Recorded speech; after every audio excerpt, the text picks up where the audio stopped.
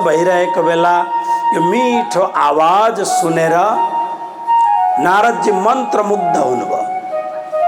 तर त्यतिखेरै नारदजीको अगाडि एउटा दिव्य स्वरूपको उपस्थिति भयो।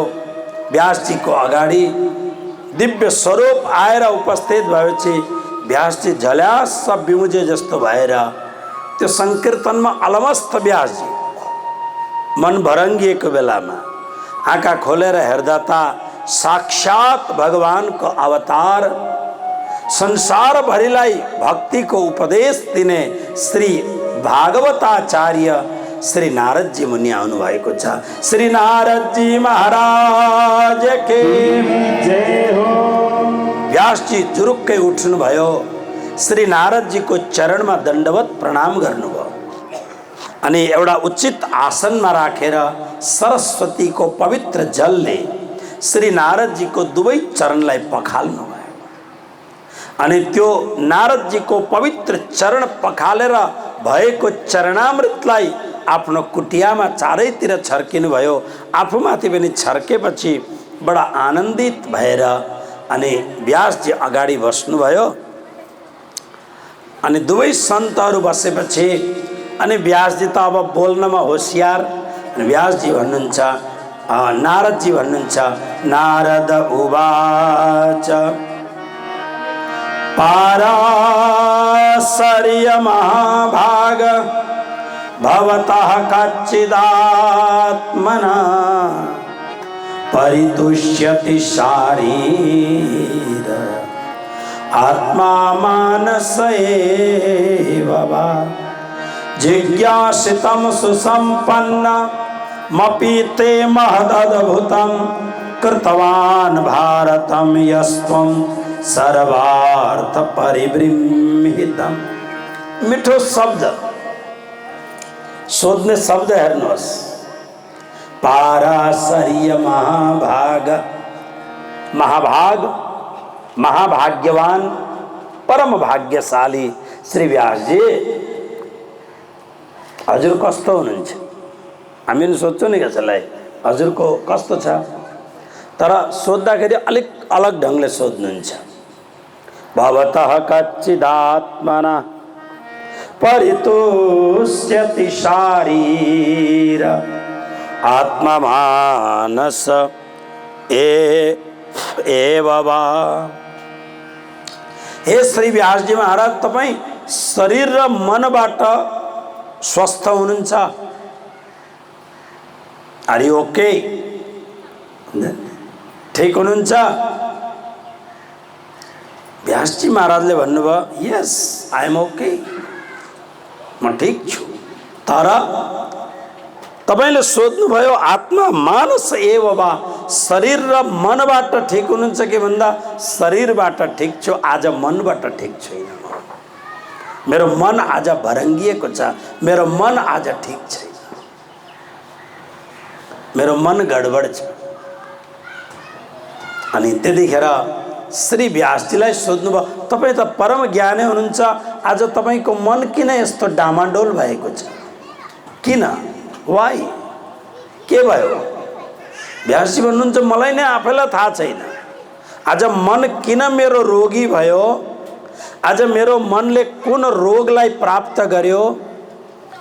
किनभने शरीर पनि रोगी हुन्छ, मन पनि रोगी हुन्छ, आत्मा पनि रोगी हुन्छ। त्यसकारणले यो मन जुन रोगी भएको छ आज मलाई थाहा छैन किन रोगी भयो। गुरुदेव हजुरले बताउनुहोस्। अनि अब नारदजीले व्यासलाई बताउनु भयो म भनौँ तपाईँलाई? चित्त दुख्दैन नि, जे देखेँ म त्यही कुरो भन्छु। नारदजीले झुटो कुरो बोल्नुहुन्न, भले कसैको चित्त दुखोस् कि जे होस्। नारदजीले मिठो कुरो भन्नुहुन्छ, व्यास तिमीले बहुत काम गर्यौ, धेरै शास्त्रहरू हजारौंलाई सबै बहुत राम्रो राम्रो काम गर्नुभयो। श्री नारद उवाच के भन्नुहुन्छ सुन्नुहोस्। न यद वचश्चित्र पदम हरेर यशो जगत पवित्रम प्रगृणीत करहिचित् तदवायसम तीर्थमुसन्ति मानसा न यत्र हंसा निरमन्त्यु शिक्षया। यो श्लोक ध्यानले सुन्नुहोस् है तपाईहरु। व्यासजीलाई नारदजी भन्नुहुन्छ, के भन्नुहुन्छ व्यास? हेर, जुन वाणीले नयद वचः, जुन वाणीले चाहे त्यो रसले भरिएको होस्, आदिमो हास्य करुणा रौद्र वीर भयानक रसले भरिएको होस्, अलंकार आदिले युक्त किन नहोस्, तर जगतलाई पवित्र गर्ने पनि यी सब गुणले युक्त भए तापनि सारा संसारलाई पवित्र गर्ने जुन वाणीले हरेर यशः, श्री हरि को यश, श्री हरि को संकीर्तन, श्री हरि को यश गायन जुन वाणी द्वारा भएको छ। अरु धेरै कुरा भए, ज्ञान का कुरा, धेरै कुरा, कर्म काण्ड का धेरैवटा कुरा भए तापनि जुन वाणीले श्री हरि को यश को गायन हुँदैन, श्री कृष्ण को कुराकानी हुँदैन, श्री कृष्ण का निर्मल पवित्र यश को गुणगान हुँदैन, त्यसलाई संसारमा भएका सुप्रसिद्ध महापुरुषहरूले त्यो वाणीलाई उचित सम्झिदैनन्। उदाहरण दिएको छ। श्री नारदजी के भन्नुहुन्छ भने, हेर्नुहोस् व्यासजी, मान सरोवरमा आनन्द ग्रहण गर्ने जुन राजहंसहरू छन्, मान सरोवरको कमल वनमा विचरण गर्ने जुन हंसहरू छन्, त्यसरी नै ब्रह्मधाममा, ब्रह्म लीलामा, ब्रह्म चिन्तनमा, ब्रह्म कथामा, ब्रह्म का लीलामा विचरण गर्ने भगवत चरणारविन्द आश्रित परमहंस सन्तहरू, तपाईले जस्तै मिठा कुरा भने पनि यदि कृष्णको गुणगान गाएको छैन भने त्यो मिठा कुरालाई पनि उनीहरूले तिरस्कृत गरिदिन्छन्, उनीहरूलाई ती कुरा मन पर्छ। तपाईले बुझ्नुभयो? जुन कुरा, जुन कविता, जुन गद्य, जुन श्लोक जति मिठा बनाए तापनि यदि ती श्लोकहरूमा कृष्णको गुणगान गाएको छैन भने त्यसमा महापुरुषहरूले तिनीहरूको प्रशंसा गर्दैनन्।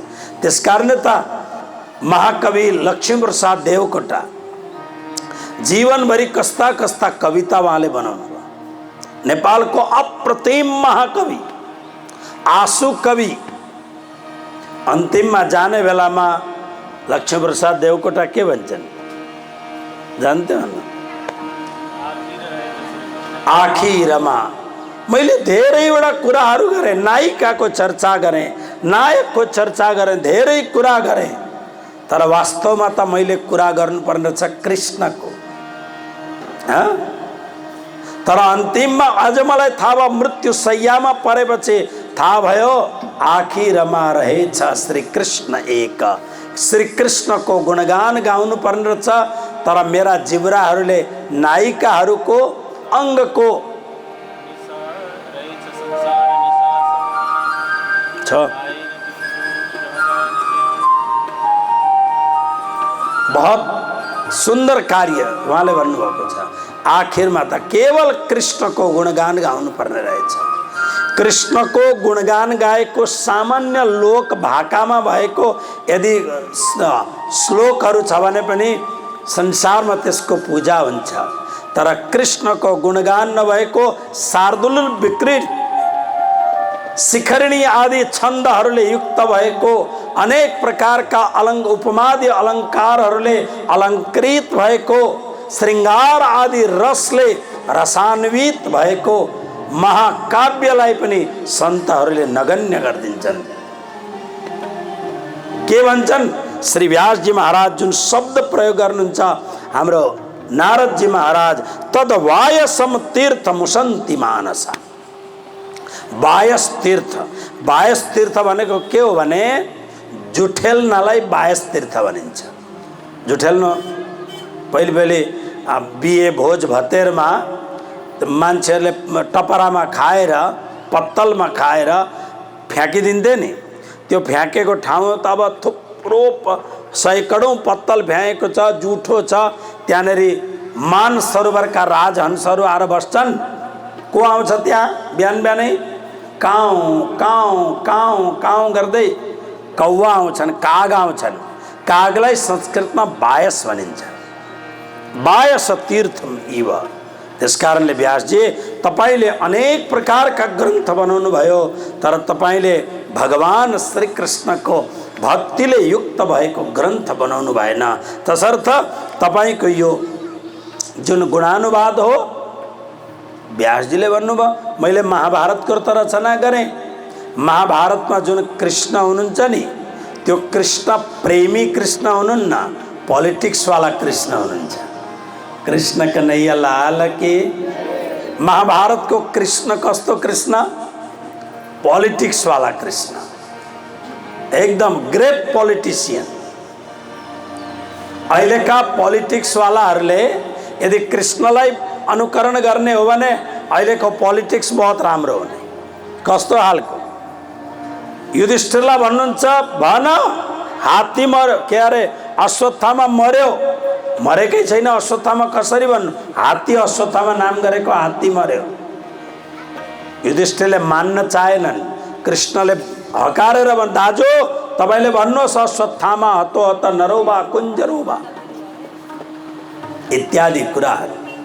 तसर्थ अनि श्री नारदजी महाराजले भन्नुभयो हे व्यासजी महाराज, भगवान कृष्णका गुणगानको फाइदा देख्नुभएको छ तपाईले? अरे मलाई आफूलाई हेर्नुहोस्, माई सेल्फ मलाई हेर्नुहोस्। म पूर्व जन्ममा एउटा ब्राह्मण, धनी ब्राह्मणको घरमा मेरी आमाले भाँडा कुँडा माझ्ने एउटा सामान्य चाकरीको काम गर्दै थिइन् मेरी आमा। म सानो बच्चा,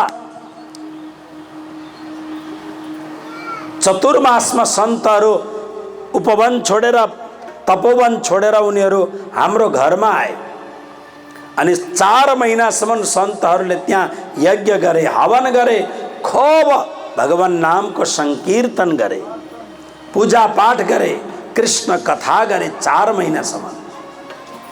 त्यो भगवानको कथा सानो बच्चोमा मलाई मिठो लाग्न थाल्यो। हिँड्ने बेलामा सन्तहरूले मलाई राम्रो यो बालक जानेर सन्तहरूले विचार गरे र मलाई कृष्ण मन्त्रको दीक्षा दिए। कृष्ण कन्हैया लाल की। हेर्नुहोस्, भगवानको मन्त्र प्राप्त गर्ने उमेर छैन नि। कोही कोही बेला बुद्धि आयो, अनन्त जन्मको सौभाग्य प्राप्त भयो भने ध्रुव जस्तो बालकले पनि पाउँदछ, प्रहलाद जस्तो बालकले पनि पाउँदछ। नारदले भन्दै हुनुहुन्छ म सानो 6 वर्षको बालक, मलाई गुरुदेवले योग्य सम्झेर दीक्षा दिनुभयो। र कोही कोही बेला भाग्यको उदय भएन, भाग्योदय न बहुजन्म समर्जितेन, भाग्यको उदय भएन भने बुढो खक्रङ्ग भएर मर्न आँट्दा अब कहिले प्राण जाने हो तब पनि कृष्ण भक्ति पाउँदैन उनले। त्यसकारणले यो त भाग्यको अनन्त अनन्त जन्मको सौभाग्य प्राप्त भएपछि अनि कृष्ण भक्ति प्रजायते, कृष्ण भक्ति उनले पाउँदछ। नारदजी भन्नुहुन्छ म सानो बालक, मलाई मन्त्र दीक्षा दिनुभयो, धेरै कुरो 4 महिना सुनेको थिएँ, मलाई पनि गुरुजीसँगै जाने इच्छा थियो, आमाले ठ्याक्कै जान दिन। म बाबु मलाई छोडेर जान हुँदैन, मेरो काज कर्म कसले गर्दछ? आमाले मलाई राख्नुभयो, तर मन आमासँग होइन साधु गुरुजीहरूसँग मन लागेको थियो। एक दिन आमालाई साँपले टोक्यो, आमा मरिन्। मरेपछि मैले दाह संस्कार क्रियाकर्म सबै गरेँ र म हिँडेँ यहाँबाट। हिँड्ने बेलामा हाम्रो मालिक जो ब्राह्मण हुनुहुन्थ्यो उहाँले भन्नु बाबु कहाँ जान्छौ? बस तिमीलाई नोकरी दिन्छु, पढाइ लेखाइ गरिदिन्छु। नै, मेरो गुरुदेवहरू जुन बाटो जानुभयो जङ्गलको बाटो, त्यही तपोवनतिर म पनि जान्छु र तप गर्दछु। गुरुजीसँग भेट गर्दछु। म कहाँ जान्छौ, कहाँ तप गर्ने, कहाँ भेट गर्ने? तर ब्राह्मणले रोक्दा म रोकिनँ। सानो बालक, सामान्य सामान उठाएर म हिँडेँ। दिनभरि हिँड्दा हिँड्दा भोक तिर्खा लागेको छ। गुरुजीलाई भेट्ने अत्यन्त उत्कण्ठा कौतूहल छ। एड्रेस छैन, ठेगाना छैन, कहाँ भेट्ने, के गर्ने? घाम अस्ताउने बेलामा एउटा ठुलो सरोवर नदीको पानी, त्यो सरोवरको पानी अत्यन्त पवित्र निर्मल।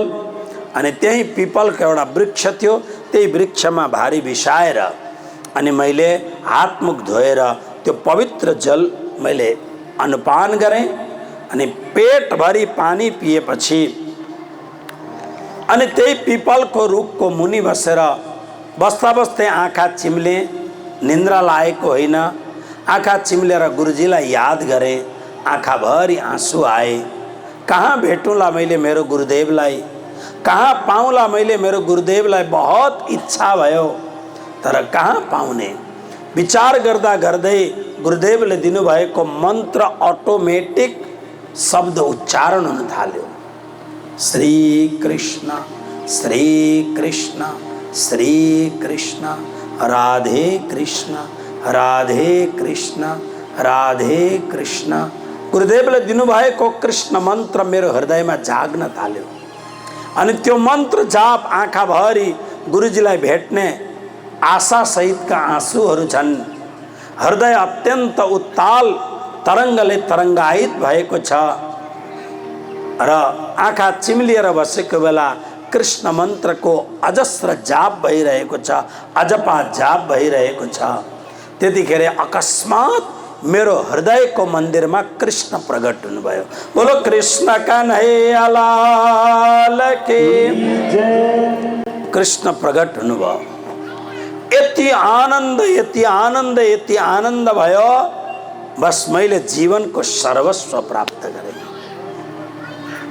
तर त्यो आनन्द भोग्दा भोग्दै केही क्षणमा नै मेरो हृदयको मन्दिरबाट कृष्ण ओझेल हुनुभयो। जब परमात्मा ओझेल हुनुभयो, व्याकुल व्याकुल भएर म रुन कराउन थालेँ, चिच्याउन थालेँ र आँखा खोलेँ। चारैतिर त्यो भयङ्कर जङ्गल सरोवर। म बडा व्याकुल भएँ। आकाशवाणी भयो, बाबु चिन्ता नगर, तर अब यो जन्ममा म तिमीलाई दर्शन दिन्न, अब आउने जन्ममा तिमीले दर्शन पाउनेछौ। मलाई एकपल्ट यति मिठो दर्शन दिएर अब मबाट त्यो दर्शन किन मबाट छिन्नुहुन्छ हजुर भन्दा भगवान कृष्ण भन्नुहुन्छ, मैले मेरो म कस्तो छु भनेर तिमीलाई जसरी अलिकति हामी कुनै मिठो कुरो बनायौँ भने चाख्छौँ नि हामी, हो कि होइन? मिठो कुरो बनाएपछि अलिकति यसो चटनी चाख्यो, नुनहरू ठिक लागेछ। त्यसरी नै कृष्ण भन्नुहुन्छ, हे नारद, तिमीलाई मैले मेरो दर्शनको चटनी चखाएको मैले तिमीलाई। अब यति मेरो दर्शन पाएपछि संसारको कुनै पनि रसले तिमीलाई भुल्याउने छैन। कृष्ण रसको पान गर्यौ तिमीले, अब तिमीलाई संसारले भुल्याउने छैन, तिमी अलमस्त हुनेछौ। तर अब म तिमीलाई दर्शन यसरी दिन्न, तिमीले केही समयसम्म उपस्थित रहो, तिम्रो यो शरीर समाप्त हुन्छ। अब जुन शरीर तिमीले पाउँछौ, कुनै पनि दिन तिमीले मर्नु पर्दैन, बुढो हुनु पर्दैन। त्यस्तो अजर अमर शरीर सारा विश्वले मान्ने प्रणाम गर्ने अखण्ड ब्रह्मचर्यले युक्त भएको त्यो दिव्य शरीर म प्रदान तिमीलाई गर्दछु। यति आवाज आकाशवाणी भयो, आकाशवाणी लुप्त भयो। श्री नारदजी व्यासलाई भन्नुहुन्छ, म त्यहीँ बसिरहेँ, त्यही मन्त्रको जाप, गुरुदेवको दर्शन गर्ने अतृप्त अभिलाषा लिएर म त्यहीँ बसिरहेँ। काल कर्म स्वभाववश एक दिन मेरो शरीर शान्त भयो, यानी म मरेँ। शरीर मेरो ढल्यो, भाषान से जीर्णान यथा विहाय नवानि गृह्णाति नरो पराणी। शरीर गयो, किनभने म शरीरबाट अलग भइसकेको थिएँ। शरीर कपडा मानेर मैले सम्झिसकेको थिएँ, शरीर अलग भयो। म आत्मा फेरि पुनर्जन्म मेरो हुँदा म ब्रह्माजीको हृदयबाट प्रकट भएँ। बोलो श्री नारदजी महाराज को जय हो। अब म जन्मिँदाखेरि नारदजीको ब्रह्माजीको हृदयबाट म प्रकट भएँ। अनि प्रकट हुना साथ मेरो हातमा भगवानको वीणा थियो। मलाई आशीर्वाद दिनुभयो, अब तिम्रो यो शरीरलाई कालले कर्मले संसारको आदि व्याधिले छुन सक्ने छैन।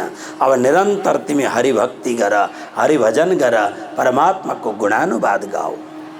यति भनेपछि अनि अब नारदजी भन्नुहुन्छ, हे व्यास, म त्यही दासीको, म त्यही ब्राह्मणको घरमा जुठो भाँडा माझ्ने त्यो नोकरानीको चाकर गर्ने त्यो आमाको छोरो म थिएँ। म कुनै ठुलो ब्राह्मण कुलमा जन्मेको व्यक्ति होइन, तर साधु सन्तहरूको सङ्गत भयो, मलाई सद्गुरु प्राप्त हुनुभयो।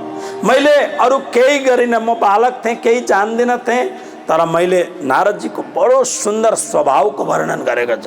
बालक नारदको म गुरुदेवको चरण दबाउँथेँ, गुरुदेवको उच्छिष्टको पान गर्दथेँ। म मेरो पाप ताप सम्पूर्ण नष्ट भइसकेको थियो गुरुदेवको सेवा गरेर। गुरुदेवले जब मलाई मन्त्र दिनुभयो, मन्त्र होइन मन्त्रको रूपमा मेरो हृदयमा कृष्णको वास गराएर गुरुदेव जानुभएको थियो। त्यसकारणले हे व्यास, तिमीले यस्तो कृष्ण भक्तिको ग्रन्थ लेख, जुन ग्रन्थ पढ्नाले मनुष्य आरामले सहज रूपले भवसागर पार तर्न सकोस्, त्यस्तो ग्रन्थ तिमीले लेख। आज नारद जस्ता परम साधुको, नारद जस्ता परम गुरुको सहयोग पाएर, प्रेरणा पाएर, सत्संग पाएर श्री व्यासजी महाराज गद गद आह्लादित हुनुभयो र नारदजी त उठेर जानुभयो। सरस्वती नदीको तटमा व्यास बसे, आँखा बन्द भए। आँखा बन्द हुने साथ भगवान श्री कृष्णको रोम रोममा दर्शन हुन थाल्यो अनि भगवान कृष्णको साथ साथमा मस्तिष्कमा श्रीमद् भागवतका श्लोकहरूको आविष्कार हुन थाल्यो।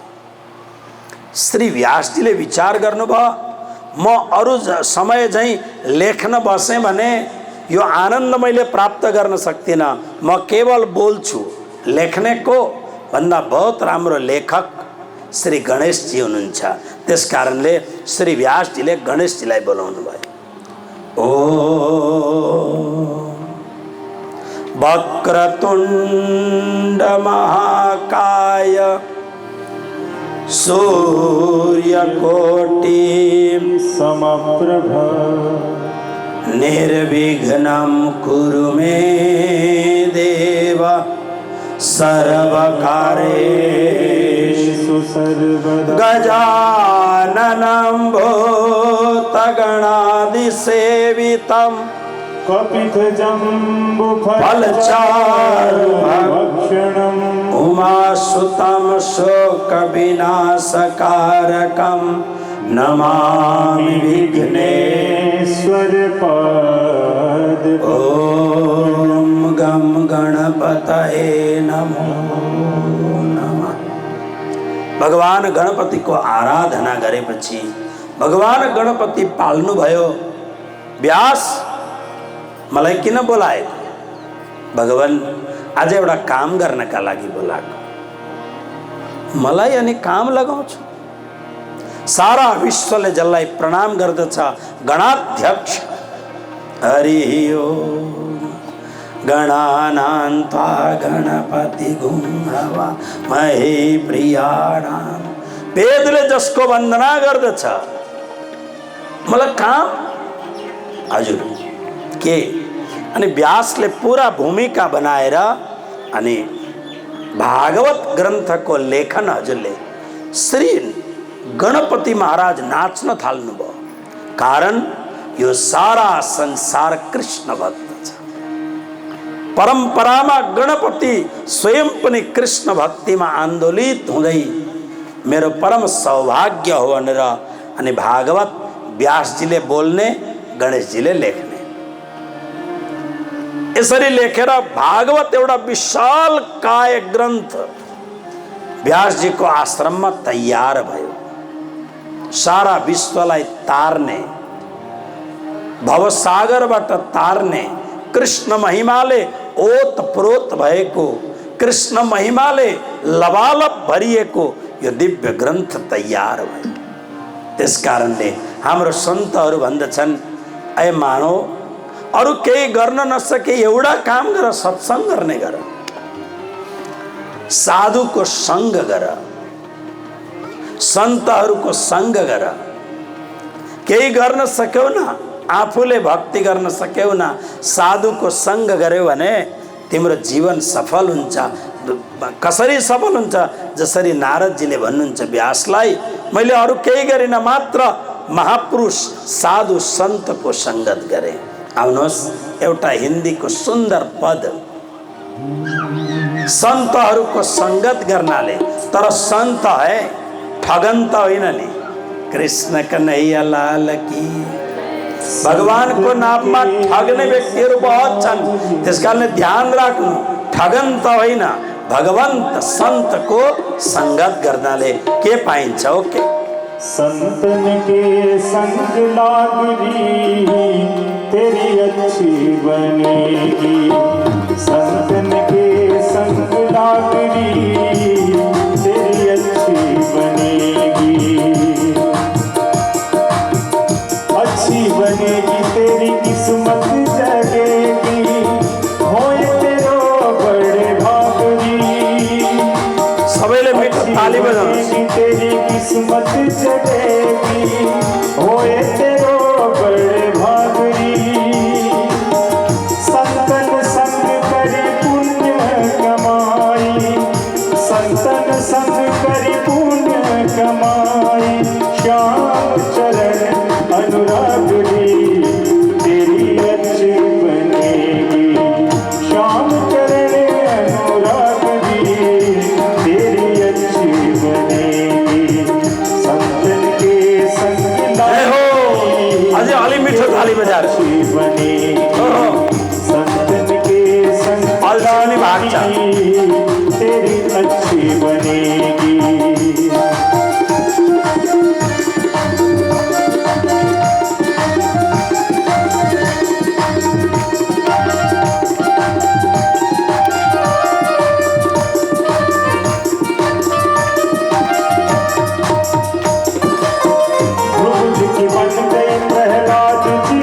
बन गई राम चरण अनुरागरी, ध्रुव जी की बन गई, प्रहलाद जी की बन गई, हरि सुमिरन में लागरी। कागा से तोहे हंसा करेंगे, कागा से तोहे हंसा करेंगे, मिट जाए दुर्गे दागरी तेरी अच्छी बनेगी, मिट जाए उनके दागरी तेरी अच्छी बनेगी।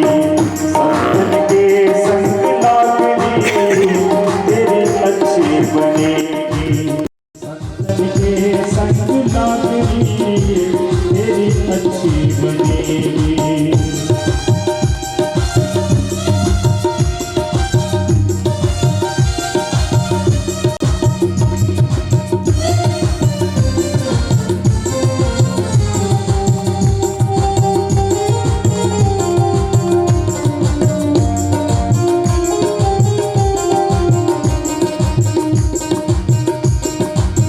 मोहन सामने बहुत दिन सोए, जाग सके अब जागरी। मोहन सामने बहुत दिन सोए, जाग सके अब जागरी।